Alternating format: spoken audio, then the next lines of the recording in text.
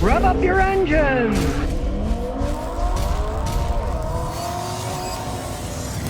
Okay, today I got a very interesting car. Historically, this is the first Toyota that was ever front-wheel drive, the Toyota Tercel. Some people loved them. Some people hated them, called them Tercels. But Toyota sold almost 5 million of these babies. So, what's the story behind it? Toyota decided to start front-wheel drive with a subcompact car, and they came up a long time ago with the Toyota Tercel with a front-wheel drive system. Now, as we look under the hood, you see the engine isn't all that big. Originally put out like a whopping 84 horsepower, little bitty engine, but this baby's got 220,000 miles on it, and you can get 47 miles a gallon on the highway still. Now, that's saying something, right? It does not burn oil. And you can see it's carbureted, has a mechanical fuel pump, but interesting enough, you can see this is a Weber racing carburetor. This one, he said so much mouse crap on it, he said. He just got this Weber conversion kit, put it on himself, and hey, I mean, it runs fine, can't argue 47 miles a gallon, simple technology, no fancy electric pump in the trunk, just a mechanical one here you can change out in like 3 minutes. Now, this did come with AC, and it does work, but he took the belt off. Because all the energy that the compressor takes, you wouldn't idle too good. Those Weber racing carburetors are really not made for air-conditioned cars, you know? Mass production-wise, yeah, 1990 or so, they started putting fuel injection into things, and then they didn't have any running problems at all. Now, granted, the later model ones had bad valve seals. And if you're looking at buying one and it's burning oil, realize you're either going to have to put valve seals on the intakes, and it's a small engine, it's easy to work on, or you just add oil, because they'll still run, they'll just burn some oil, because the intake will suck a little bit of oil in, especially when you're idling. If you got bad intake seals, simple. Let your car idle. If it idles and smoke starts coming out of the tailpipe, that means your seals on your intake valves, the rubber seals, are gone, and you either replace them or live with having it burn oil, and you got to add oil and change the spark plugs more often. Now, in terms of this car, well, it spent 30-something years in California, so even though it's been bashed around here and there, it still runs, but it's still solid. Look, it's not rotten or anything. If you live up north, you're not going to see any of these on the road probably, because they all rusted away into a pile of orange dust, right? But it's in Tennessee now, live in California, so it's not rusted. Rust wasn't best rust prevention on these old ones, right? The later ones didn't really have a problem, but this is a California vehicle, so you don't really care about rust. Now, of course, this one is what you'd want to get if you're thinking about buying one, because it's a 4-speed manual transmission. With an automatic transmission, that's how they got the nickname Tercels, because they couldn't get out of their own way with that automatic transmission. They were slow as could be. And of course, today, everyone's bonkers about SUVs, right? So a subcompact is bad enough for most Americans. We don't want a subcompact car. They don't even want subcompact SUVs. You know, what they call in the United States, a small SUV is seen as a gigantic monster car in Asia. You know? And we got everything big. But, like I said, they sold almost 5 million of these things, solidly built. And customers of mine, when I was in Houston and had them, they wanted standard transportation, which is what they got. Now, they made these things for like a decade and a half, so they're relatively successful, sold almost 5 million of them. The Toyota Starlet, which was a massive failure. A little bit more and get a Corolla. It's a much better car that rode better, had 4 doors if you wanted. So the Starlet just went.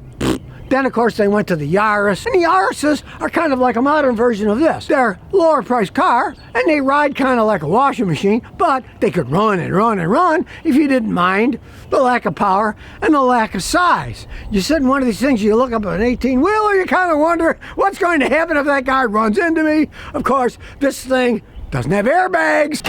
It's got seat belts. Well, at least it's got seat belts, you know? And of course, the seats are cracking, come from old age, you know? I mean, that's going to happen. So he puts these seat covers on them. But when we go inside, we'll close the door and listen. And as you can hear the tin rattle.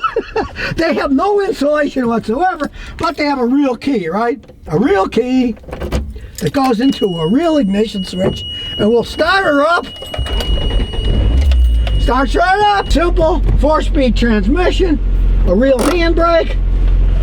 But I notice it's not really connected anymore. It's too loose, so that's broken. But what the heck? It's a standard. You can leave it in gear, it won't roll away. Real basics. A temperature gauge, a gas gauge, and a speedometer. And as you can see, it's got 220,236 miles on it. Oh, the horn doesn't blow anymore. Oh, a failed Toyota product. The horn is not blowing. What about the turn signals? Well, they work. This is the fancy version. It actually came with a stereo. He added those speakers, but it had speakers here.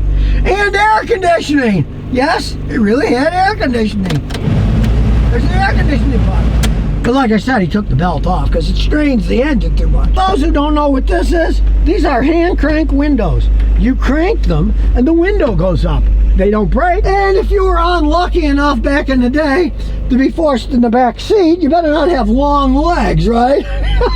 But it's still good transportation for the guy. It gets him where he's going. And it's a Toyota. You can still get parts for it. He lives in Tennessee. He doesn't have to worry about the horn not working and things like that because they don't inspect for that kind of stuff. Now, if you were in California, you'd have kind of a stinker because that carburetor doesn't meet the California emission standards, right?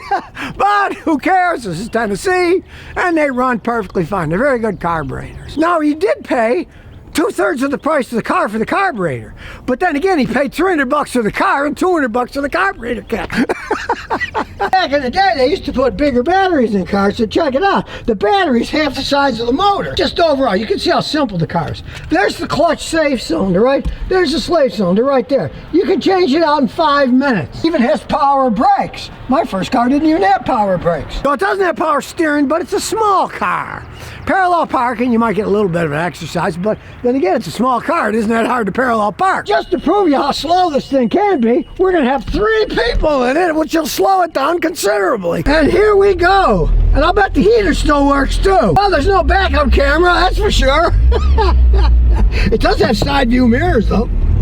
And they're not electric, so look, they still work. Now listen, all that mileage, and I don't even hear any bearings humming.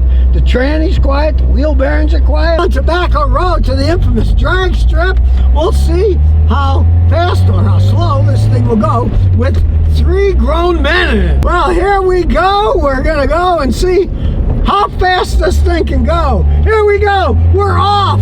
Oh, that engine's revving. Oh, we're flying. We're going 45 miles an hour now. Whee! But seriously, hey, it's still smooth. It's stable, and everything sounds great. Tranny's still nice and quiet. Realize, this thing was made in Japan, and it was the first front-wheel drive car that Toyota ever made. And I gotta say, they did a darn good job of building it, 220,000 miles, and it still runs pretty good. And that was with 3 grown men in it. If it was just him in, it has a lot more zip, right? Take a few hundred pounds off, makes a big difference in a little bitty car like this. Power shift, we made it down.